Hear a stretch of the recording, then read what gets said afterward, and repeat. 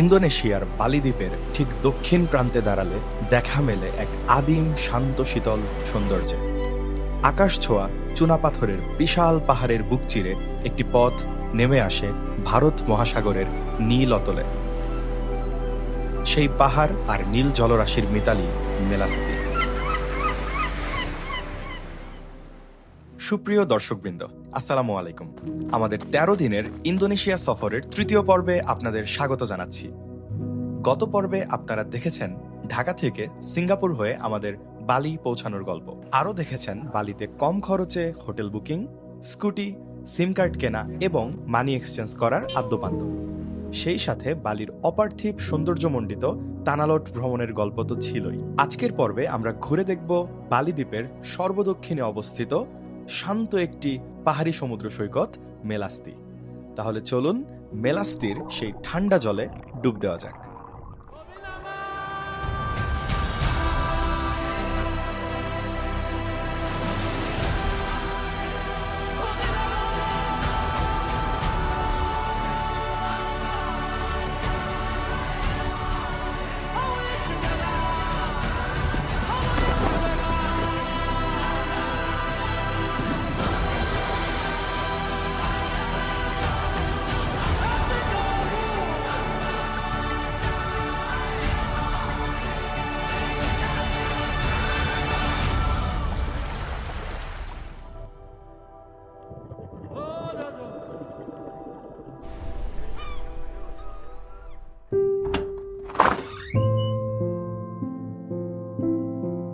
Good morning from বালি। তো আজকে আমরা কি কি স্পট কভার করব সেটার একটা শর্ট আইটিনারি আপনাদের সাথে শেয়ার করতেছি। তো আজকে আমরা আছি এই মুহূর্তে বালির কুতাতে। তো কুতা থেকে আজকে আমরা যে সাউদার্ন পার্ট যেটা আছে, কুতার একদম সাউথ পার্টে বেসিক্যালি খুব সুন্দর সুন্দর কিছু জায়গা আছে, মেলাস্তি বিচ, এবং বিকালটা আমরা ইনশাল্লাহ উলুয়াতু টেম্পল যেটা আছে, উলুয়াতু টেম্পলটাতে একটু ঘুরবো। বালিতে কিন্তু এখন রেইনি সিজন চলে, আসলে এপ্রিল টু অক্টোবর এই সময়টা হচ্ছে বালির বেসিক্যালি সিজন, ঘুরতে আসার সময়। নভেম্বর থেকে মূলত রেইনি সিজন শুরু হয়ে যায়, নভেম্বর থেকে মার্চ। কাজেই বলা যায় না যে আমাদের প্ল্যানিং এ বৃষ্টি বাগড়া দিবে কিনা। দিন শুরু করতেছি। মজার ব্যাপারটা হচ্ছে কালকে রাত্রে এখানে বাইকটা রেখে গেছিলাম রাস্তার ঠিক পাশেই। সকালে এসে দেখি বাইকটা কিন্তু এখানে ওইভাবে অক্ষত অবস্থায় আছে। বাংলাদেশের হইলে হেলমেট সহ বাইক সহ কিছুই হয়তো থাকতো না, সবই অক্ষত আছে।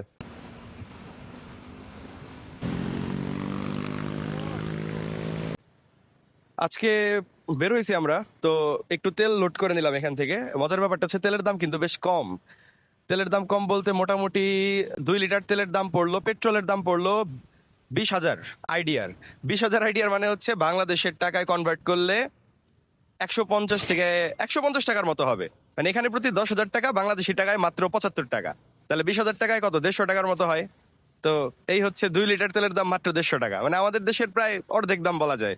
বালিতে একটি স্কুটি নিয়ে অল্প টাকার তেল তুলে নিলে ট্রান্সপোর্ট নিয়ে আপনাকে আর ভাবতে হবে না। হোটেল ভাড়া এবং যাতায়াতের জন্য বালি বাংলাদেশের তুলনায় বেশ সাশ্রয়ী। কুতা থেকে মেলাস্তির দূরত্ব প্রায় 14 কিলোমিটার।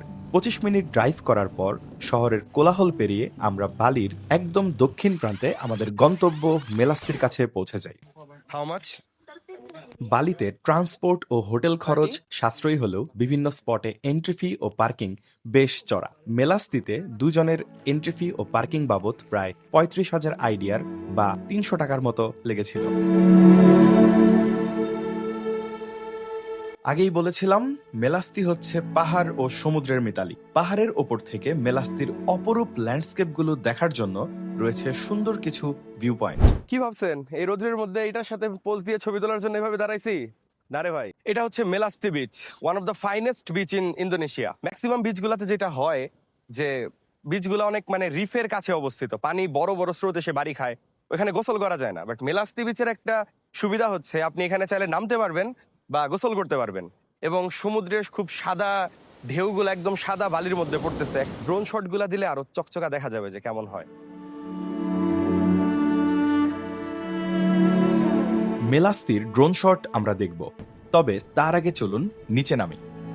মেলাস্তির সবচেয়ে জনপ্রিয় পাহাড় কেটে বানানো নিচে নামার এই রাস্তাটির জন্য। ডানে পাহাড়, বামে ভারত মহাসাগর, সামনে ঢালু নিরিবিলি রাস্তা। একেই না বলে রোড টু প্যারাডাইস।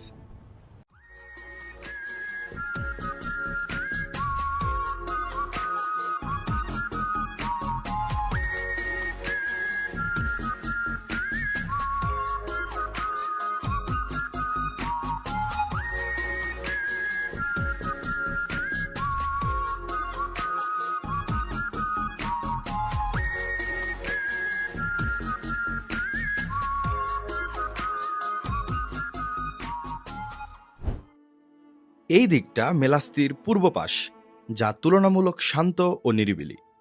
জাহাজ আকৃতির একটা রেস্টুরেন্টের কাজও চলমান রয়েছে। ওয়েডিং ফটোশ্যুটের জন্য আজকাল ইনস্টায় ট্রেন্ডিংয়ে রয়েছে স্পটটি। মেলাস্তিতে একটা ডেস্টিনেশন ওয়েডিং আপনারও কি স্বপ্ন? কমেন্টে জানিয়ে ফেলুন।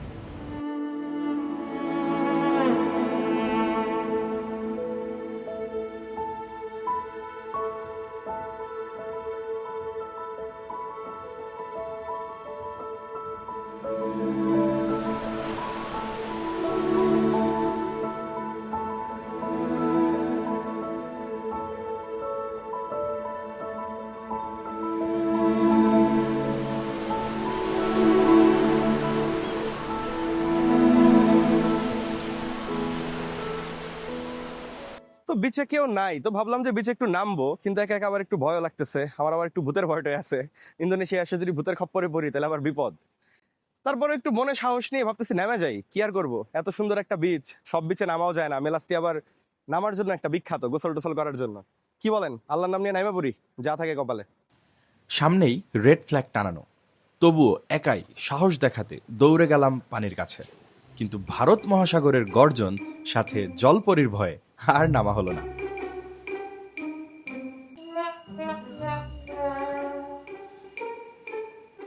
পূর্ব দিকের জনশূন্য বিচ থেকে এবার একটু পশ্চিমে আসলাম।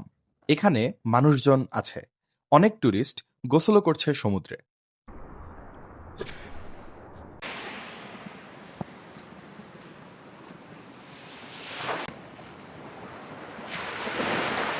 ওই পাশের বিচটাতে কেউ নাই, একা একা।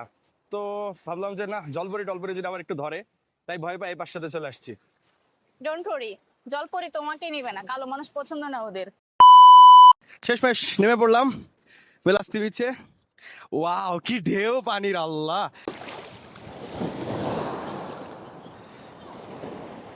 মেলাস্তি বিচের গোসলের অভিজ্ঞতা সত্যিই দারুণ।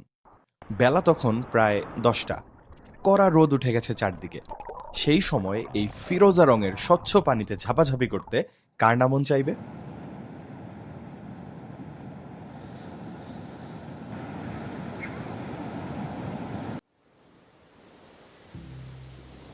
গোসল শেষে উঠে আসতেই এক সুন্দর জিনিসের সাথে দেখা।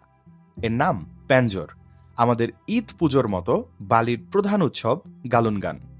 এই সময় প্রতিটি বাড়ি ও রাস্তা সেজে ওঠে বাঁশ, নারকেল পাতা, ফল ও শস্য দিয়ে বানানো 10 থেকে 15 ফিট উচ্চতার বাঁকানো খুঁটির ন্যায় এই প্যাঞ্জর দিয়ে। ভাগ্য ভালো থাকায় আমাদের বালি ট্যুরে প্যাঞ্জরের দেখা পেয়েছিলাম।